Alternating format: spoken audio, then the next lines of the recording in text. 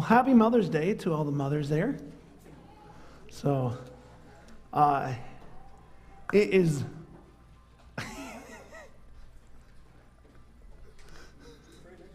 You know, you're not supposed to turn on my phone when you have it for camera and pictures, Mom.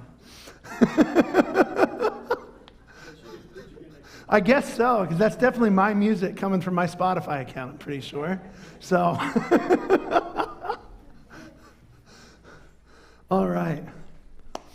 Well, one of the wonderful, nice things about doing this baby dedication today, and it being Mother's Day, is that my mother is with us, and it's not something that happens very often, that I get to embarrass her at all, let alone embarrass her on Mother's Day.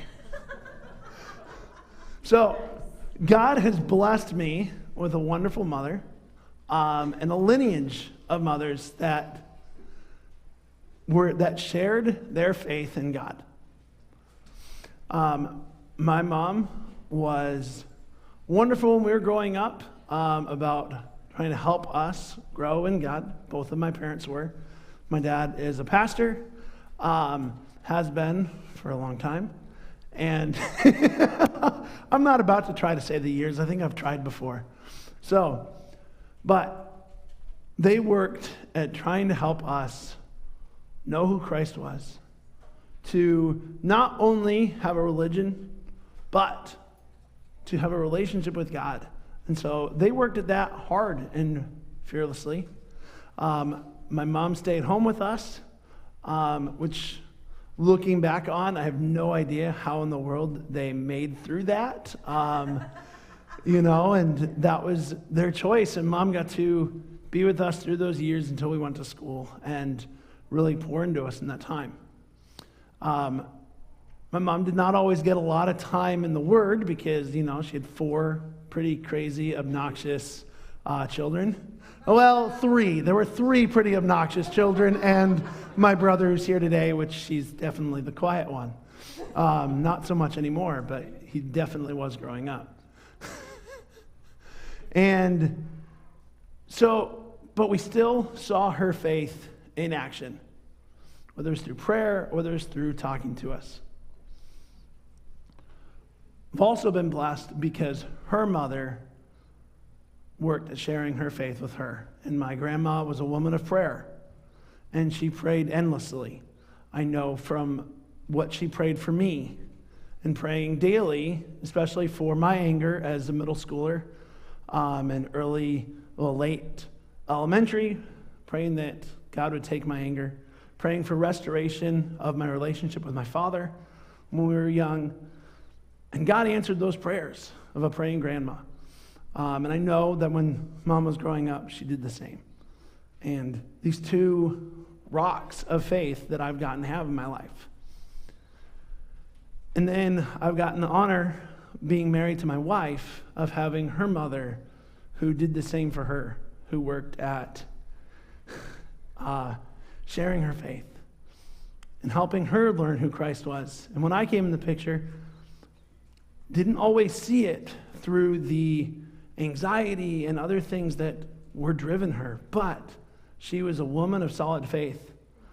And last summer, I got the honor of actually seeing it in a wonderful time, and I didn't tell either of them I was sharing this. I'm looking over and feeling bad that I'm sharing this today.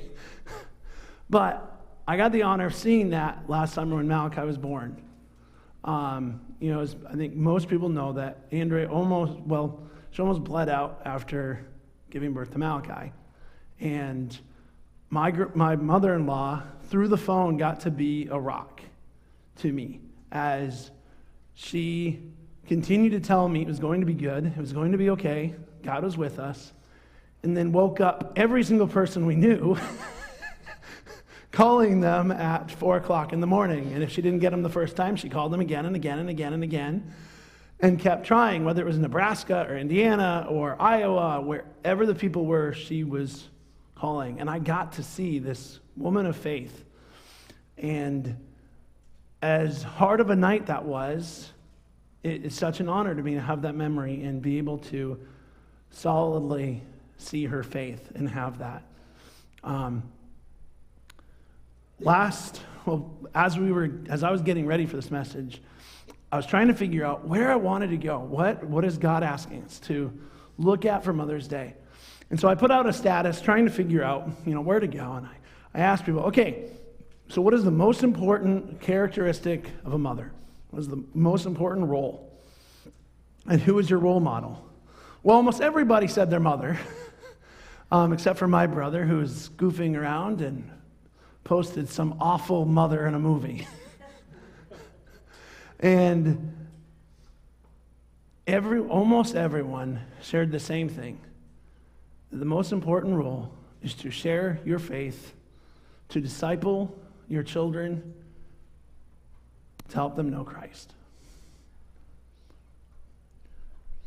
And as we were looking, I was trying to find all these different things and characteristics of motherhood, and Johnny goes, Adam, it's Mother's Day. You don't have to get complicated. Let's look at somebody, find someone in the Bible, and let's look at her. I'm like, okay. So as we were looking at stuff, I came across a heading on an article of Naomi in the book of Ruth. And it's not somebody I would have thought of for going to Mother's Day, because when you read the book of Ruth, you talk about Ruth. You look at all of her different characteristics, and I've never thought about Naomi. But what someone posted was Naomi, a mother who shared her faith. I went, bingo. All right, well, here we go. This is where we're going. And so we're going to look at Naomi today, characteristics of motherhood. And I've titled this message, The Impact of Bittersweet. A look at Naomi, and we're going to get into that, of what that bittersweet is. And so we're going to look at Ruth. We're not going to read a whole lot because Ruth is 4 chapters long. Not that that's long, but it will make my message that much longer to be able to read 4 chapters out of the Bible all in one. So, but Ruth starts off, it says, in the days when the judges ruled, there was a famine in the land. So a man from Bethlehem, Judah, with his wife, went and lived in the country of Moab. Okay, so this guy's name is Elimelech, and he had sons Mahlon, Chilion, and Naomi, and they went to Moab. Now, if we summarize the book of Judges, if we look at the summary, almost quite a few of the chapters, it says, there was no king in Israel, and everyone did what was right in their own eyes. Sums up Judges really well, as Judges is a book where Israel would follow God for a little while, get distracted, follow other gods of all the other countries all around them. God would allow them to be conquered by somebody. They would cry out to God after, 25, 50 years in captivity. God would answer their cry, rise up somebody to defeat them. They would follow God for a while and then do the same thing over and over and over again.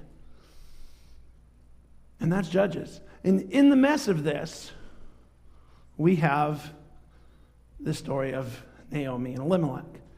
And while there's a drought in Israel, they go to Moab, which is one of these countries that at some point did conquer Israel during this time. At least once. And so they run over there to be able to have food and water and all these things. And while they're there, in verse 3, it says, now Elimelech, Naomi's husband, died. She was left with her 2 sons. They married Moabite women, one named Orpah, the other Ruth. And after they had lived there about 10 years, both Mahlon and Chilion also died. And Naomi was left without her 2 sons and her husband. So Naomi is left an orphaned, well, not an orphaned, but a motherless widow, childless widow. That's the word I'm looking for. And to be a childless widow was to be in one of the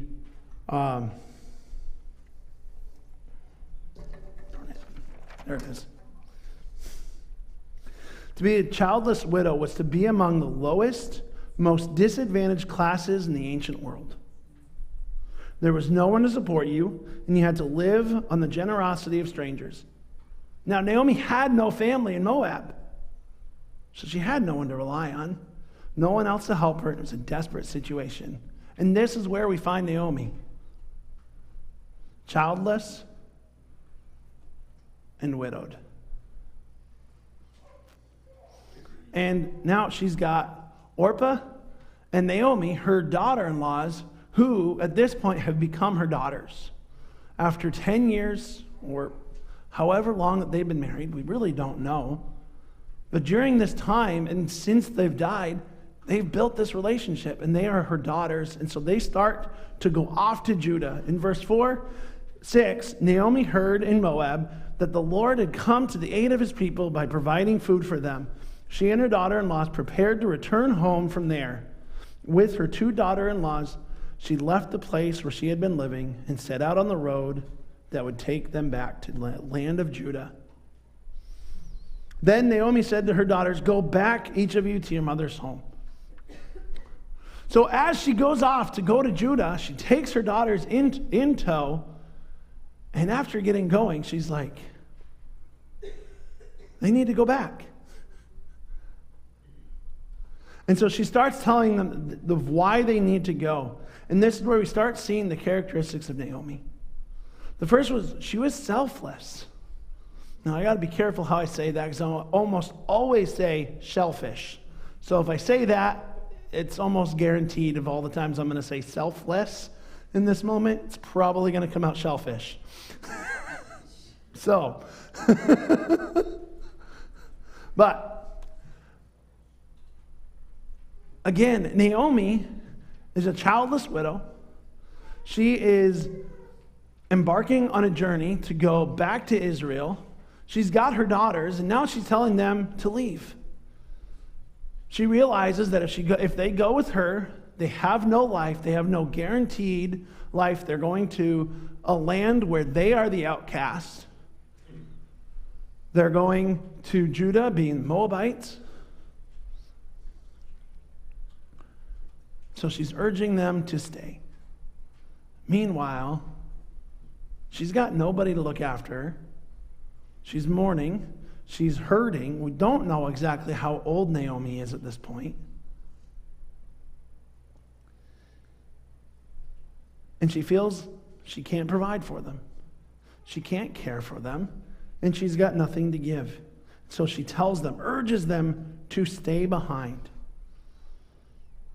She says, "May the Lord show you kindness as you have shown kindness to your dead husbands and to me. May the Lord grant that each of you will find rest in the home of another husband." Then she kissed them and wept aloud.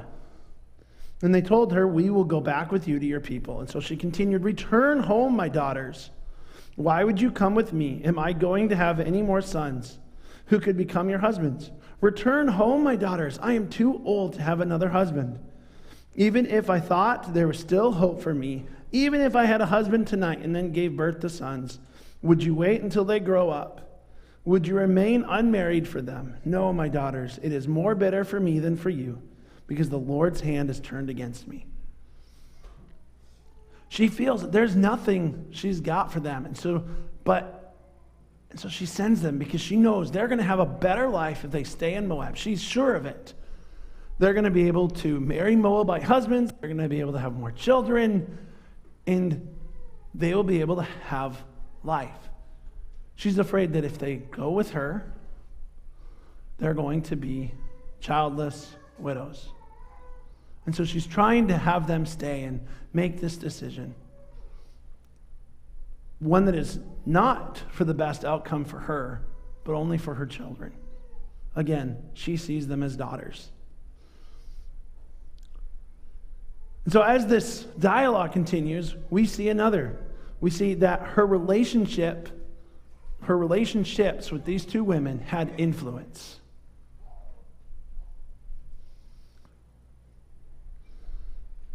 They were her daughters, and she was their mother. They wanted to continue on with her and go with her, even though she didn't want them to.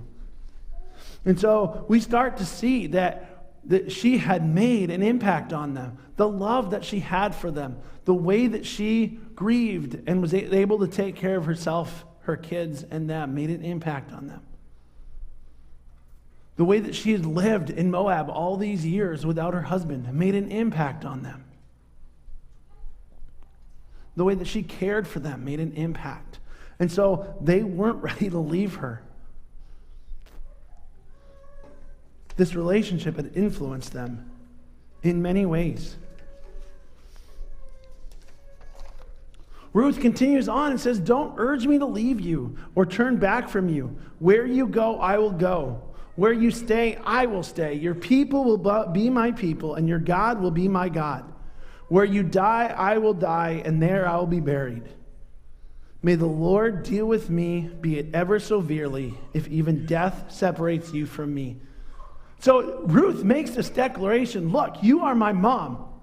I'm not leaving you. The people that you're going to are going to be my people. And nothing is going to separate us. Like we see, this is not just a shallow relationship that Naomi had with her daughter. She's making this declaration as, look, I am vowing, I'm not leaving you. You're not leaving me. Death isn't even going to separate us. I am yours. And so we see that this relationship, you can look at the years of mourning together and what this did, this bond that will not be broken. It was made because Naomi chose to love them as more than daughter-in-laws. She chose to love them as daughters, to release them and not have a heavy hand on them, a tight grasp. One thing I was going to point out before was this is her only hold of her sons that is left as their wives. She's releasing them. And that shows the hold that she even had on her own sons. The fact that she's willing to let go of her daughter-in-laws, who are the only living people that were related to her children, her boys. She's saying, go. It's okay. Leave me. So you start to see the woman that Naomi was, that she had that kind of care for these two women. She had that kind of an impact on Ruth, for Ruth to leave her family, her country, all of the people she knows, her gods and other things, and say, those are not important. You are. And so Ruth goes with her. See, Naomi had this influence. The other thing that had an influence was a relationship with God. Naomi modeled her faith. She shared God with Ruth. They're living in Moab, a place that has many gods. Ruth probably had many gods, and now she's making this declaration, your God will be my God. So Naomi has lived all these years in Moab, following God's ways, following the Ten Commandments, living for him, having no other gods but him. Or else Ruth would have had a different statement. Your gods will be my gods. She has modeled this for Naomi, for Ruth, to be able to show her who God is. She has continued to follow God even while she feels like God's hand is against her. To be able to go back to the land of Judah and run back towards God when she feels like God is not there, that his hand is against her. The Lord has afflicted her.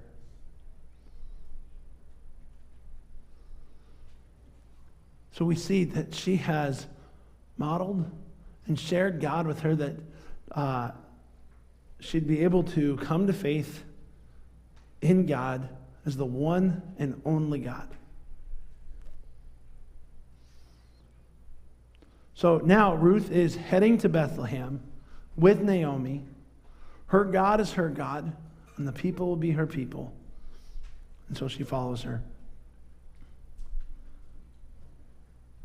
As we continue to read the story and look at the story of Ruth, you see in chapter 2, Ruth the Moabite said to Naomi, "Let me go to the fields and pick up the leftover grain behind anyone in whose eyes I find favor." And Naomi said to her, "Go ahead, my daughter." See, Naomi helped her find God's will for her life. She let her go. She said, "All right, you want to go and find grain? Go." She didn't give her any different advice and different things at this moment. She wanted to see what God had for her. So she let her go to figure out, find different people in Bethlehem, find someone that might have favor in her, and be able to go find food. And so Ruth leaves, happens to find the field of Boaz, who is Naomi's only, one of her living relatives, her guardian redeemer. And she goes to walk behind them in the fields. Boaz then sees her, tells her to continue to walk behind and get grain, and to be able to stay with his servant women. She then goes back, after being told this, goes to Naomi with all of this grain that she gleans. She says, "Where did you glean today? Where did you work?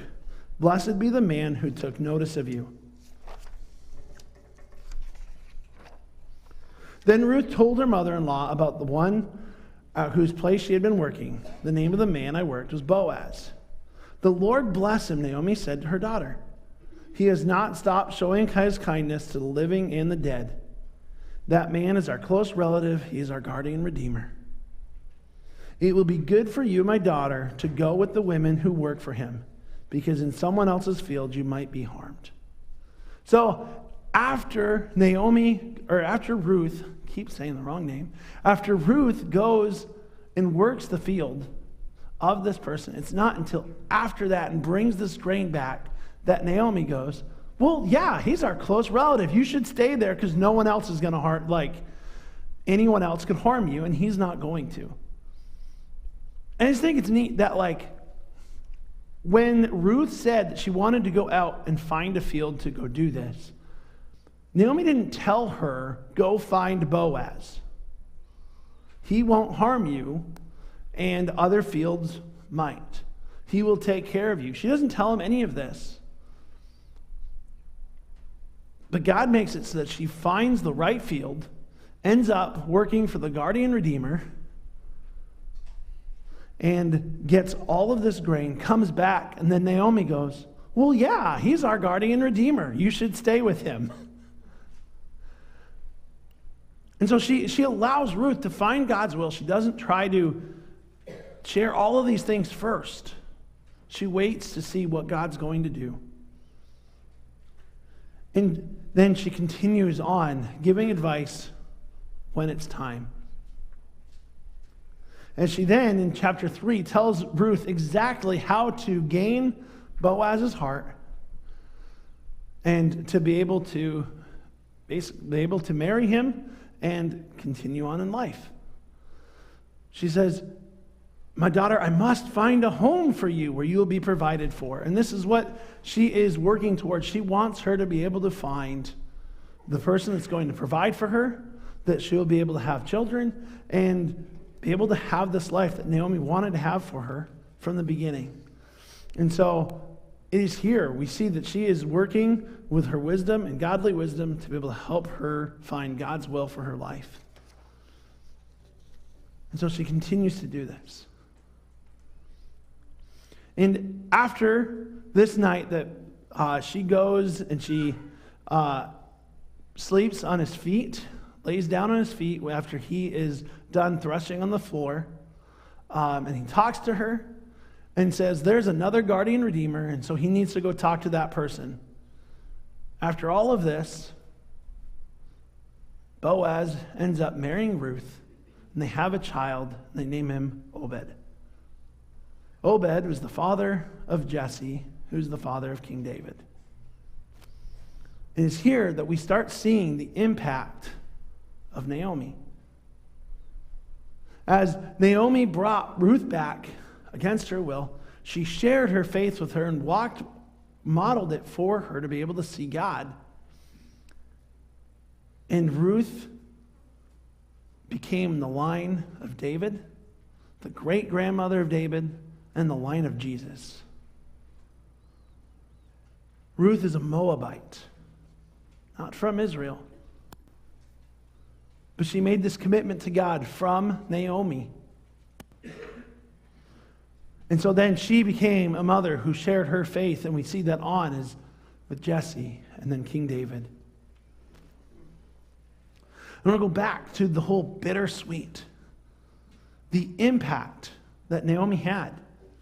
See, when she came back to Israel, she told everyone at the end of chapter 1, "Call me Mara, because the Almighty has made my life very bitter." This is in verse 20. "I went away full, but the Lord has brought me back empty. Why call me Naomi? The Lord has afflicted me. The Almighty has brought misfortune upon me." So Mara means bitter. And Naomi means good, pleasant, lovely, or winsome. And in one commentary I read, said, sweet.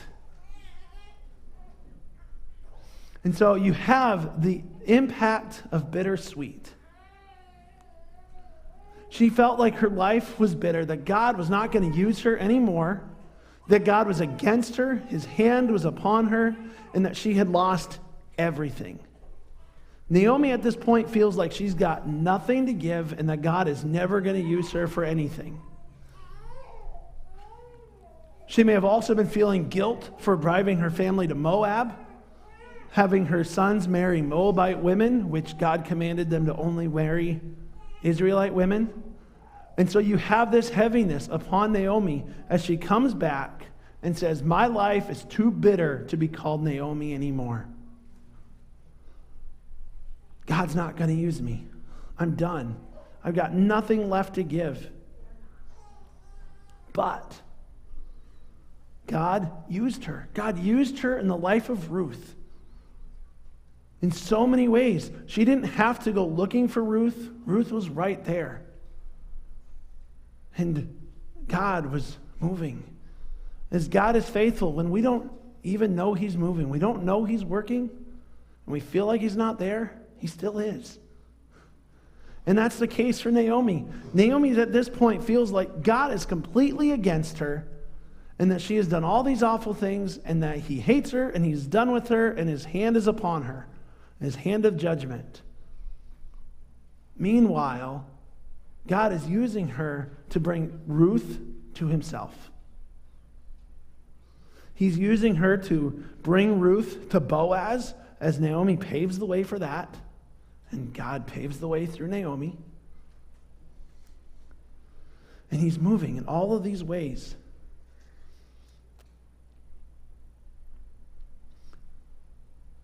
And then Ruth becomes a mother. And this impact goes on. And that's where it is for us. We don't know the impact we're going to have and how God is going to use us in the lives of all these people. Moms, you don't know how God is going to use you in the life of your child. Dads, same thing. Grandparents, uncles, aunts, we all have these responsibilities. How God's going to use us. We can either have negative or positive impact on them. We're going to have impact. And God's going to move through all of these different things, even when we don't feel like he is, when we don't feel like he's there at all. As a parent, it can be so easy on days. Well, there are so many days where you feel like everything is wrong, there's nothing good, and you wonder where God's at in all of it. But he's right there, and he's moving through all of these situations. And if we remain faithful to him, that's what we see through Naomi. Naomi remained faithful to God. Even through all of this, even though she felt like God's hand was upon her, she was still seeking God.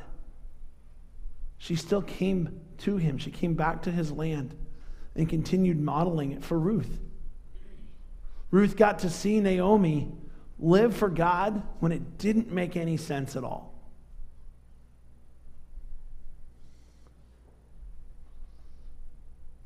Do our children get to see that in us? And do other people? When life is getting us down and there are all these other bad things happening, do we remain faithful to God and continue to seek after Him? People are going to see that.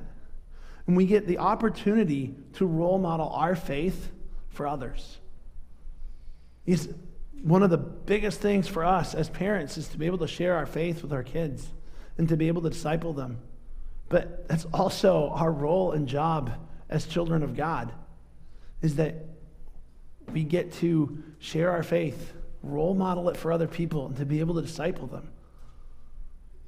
So as we are walking along, as we continue through this life, as we go through these hard tasks, whether it's motherhood or parenthood or just our normal jobs, what does it look like to have that impact? Are we going to have an impact of bitterness or an impact of sweet?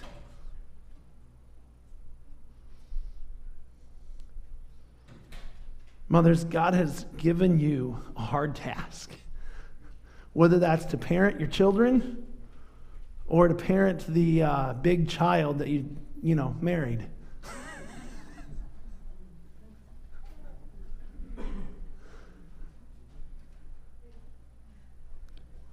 Even on those hard days when it's hard to be a mom, God's right there. When it's hard to be a good father, when it's hard to be who you are, He's there.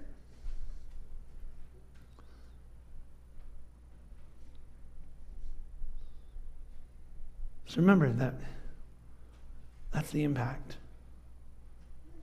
He's there when we don't feel like it. That's awesome. He can use us even if we feel like we're the worst in existence. I think that's cool. So let's pray. God, I just thank you, Lord, for being who you are. God, thank you for just your wonderful faithfulness, Lord, and how you have called us.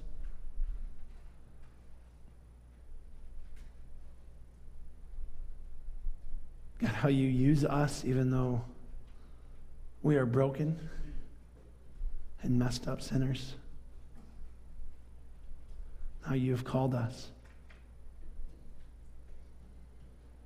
Lord, thank you for your mission to be able to raise the next generation and the opportunity that we have to do so. And God, I just thank you for our moms.